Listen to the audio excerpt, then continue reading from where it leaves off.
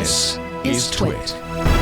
There have been some things going on over in Australia, Facebook and Google in particular, and sort of the future of news publishing and whatever Facebook and Google kind of are in between a news publisher and the folks that exist on social media trying to get to the news. So I am excited to finally, we really wanted to be covering this topic, really wanted to be talking about it. And as things are sort of settling in, who better to talk about big technology than Alex Kantrowitz of the Big Technology newsletter. Welcome back to the show, Alex. Great to see you guys. Thanks for having me. Yeah, we are happy to have you here. I think the best way for us to kind of start out this conversation is at the beginning. So with Australia kind of working toward a bit of legislation that was aimed at or at least on the face of it, it was aimed at claiming funds, claiming money for news publishers in Australia. That, of course, had a big impact on companies like Facebook and Google, who in different ways kind of exist as in-betweens, as the middle men, as it were, the middle people, as it were. So I was hoping that you could kind of start by giving our listeners a little bit of a rundown of the legislation and what Google and Facebook's roles are in this, especially given that, these are only two of many different social media networks and potential sort of platform publishers. Absolutely. It's extremely simple, actually, when it comes down to it. It's a law that is called a bargaining law, which basically says news publishers are not on the same footing when it comes to bargaining with companies like Facebook and Google, which are enormous in terms of the value that these platforms get from news content. So the Australian law essentially is meant to force, an evening out of the bargaining power by putting the big platforms into arbitration with news publishers if they want to get paid, if the news publishers want to get paid for the content that's going on to Facebook and Google. So, of course, Facebook and Google, they link out to news sites, but news sites have felt that they're not getting, the right amount of value in return. And so this law seeks to even the playing. Okay. So that is, I like that as a kind of the base understanding of this. With that comes some concerns about sort of the motivations behind this regulation, and of course Google and Facebook kind of taking different routes to work their way through this legislation. And I can remember a friend of mine who's a developer was talking. He lives in Australia, works in Australia, and was talking about how for the longest time Google would pop up these notifications. News on Google is going to change. News on Google is going to change over and over and over again.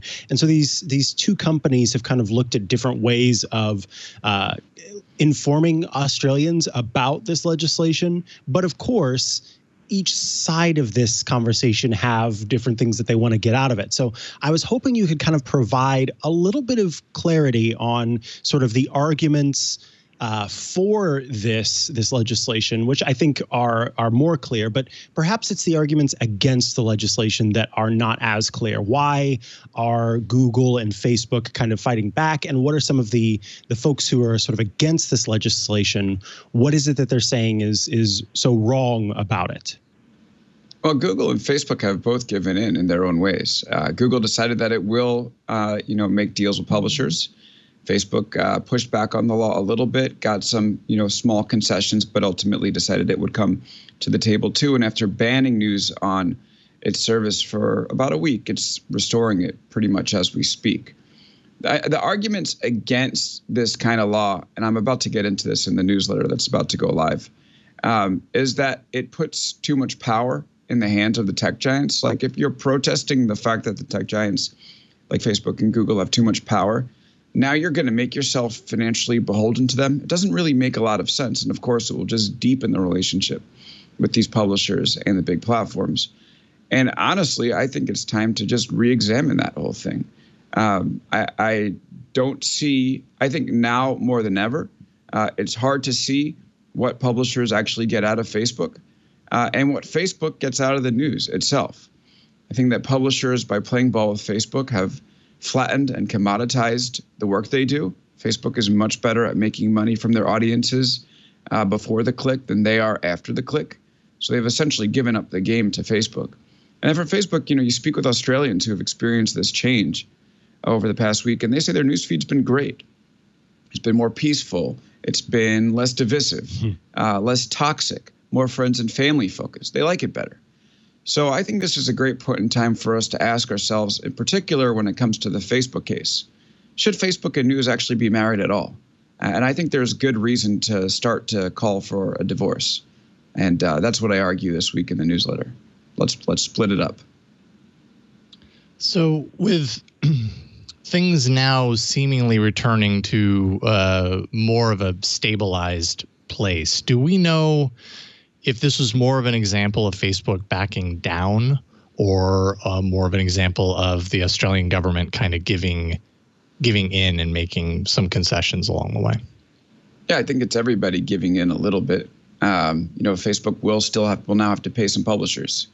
So that's a backing down. The government sort of, backed off a little bit in terms of its stricter laws. That's a bit of a back down as well. And now publishers are going back to Facebook. And I think ultimately that's going to harm them. One of the most interesting things to come out of this whole situation is that the Australian Broadcasting Corporation, ABC, different from the ABC in the US, but ABC there, had a long neglected, long overlooked news app. It was being downloaded less than 1,000 times a day at the end of January.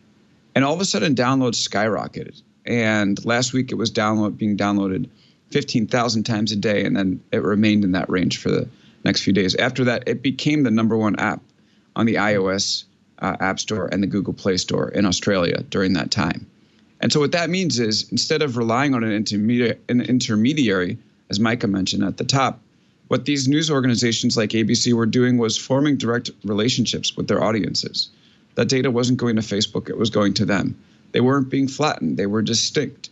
And ultimately, they did lose little traffic, but they are able to write stories in a way that builds trust with an audience versus something that is meant for a share button, which we know just incentivizes outrage, sensationalism, and divisive type of stories. So I think there was a shining, bright moment for news publishers, in the eye of the storm, where they saw what life was like without Facebook.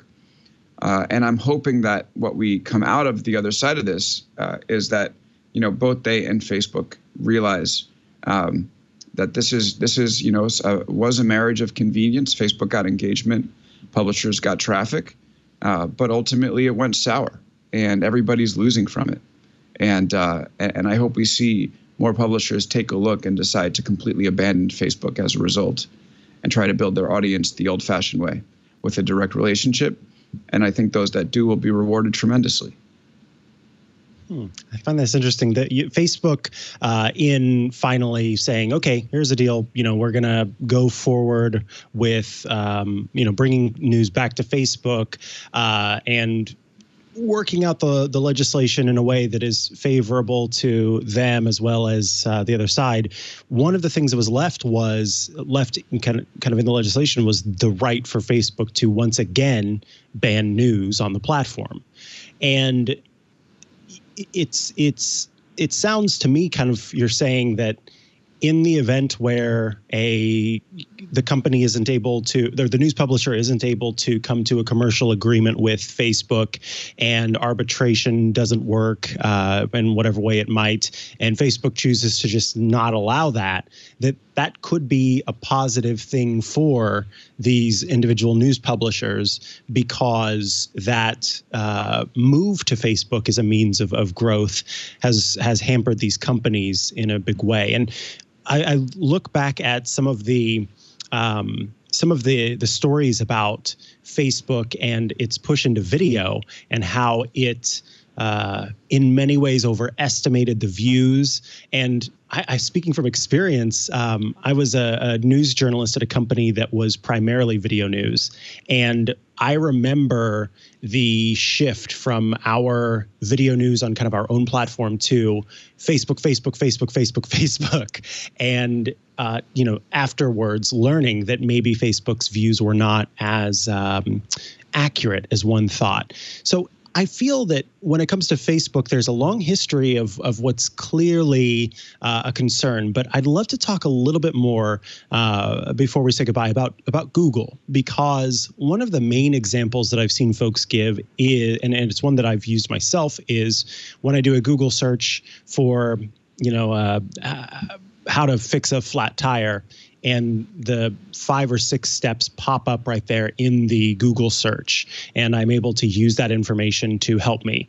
Does that fall in the same category as the rest of this legislation?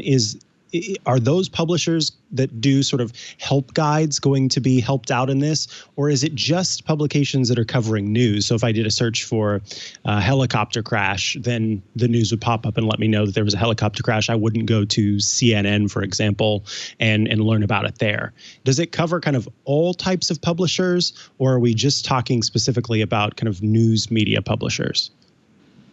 Well, I think it's a live developing situation. I was speaking with one Australian publisher last week that said that they were totally banned on Facebook and then had to protest and say, well, we're not news. And they let them back, but didn't allow links. And then, of course, Facebook infamously also started blocking links from public health organizations. So this law isn't even in action yet.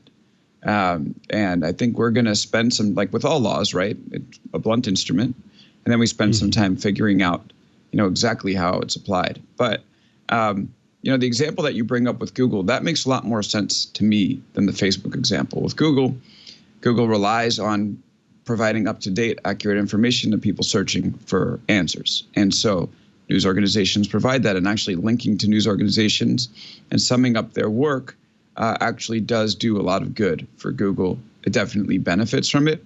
So, and it's good for news organizations. I mean, of course, they might write like more SEO-style headlines, but it's not like, the more outrageous your article or the more sensational your article, the better chance it has in showing up on Google. Although it might change the way that you write stuff. For instance, you might decide to write articles based off of highly searched terms, which happens all the time. But anyway, long story short, I think that the Google situation makes a lot more sense.